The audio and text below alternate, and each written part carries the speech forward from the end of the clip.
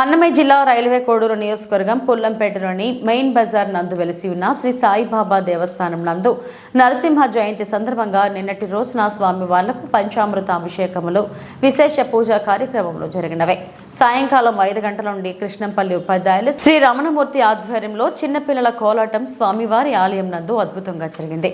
ఆదిలక్ష్మి చెంచులక్ష్మి సమేత లక్ష్మీ నరసింహస్వామి వారు గ్రామ ఉత్సవంకు బయలుదేరారు. గ్రామ ఉత్సవం వెంబడి లక్ష్మీ నరసింహస్వామి, హిరణ్యకశపుడు, ప్రహ్లాదుడు వేషధారణ, అగ్గిపరాట, చిట్ల కట్టే భక్తులను ఆకట్టుకున్నాయి. ఈ కార్యక్రమము పెంచలకోన పాదయాత్ర బృందం, గ్రామ ప్రజల సహకారంతో అత్యంత వైభవంగా జరిగింది.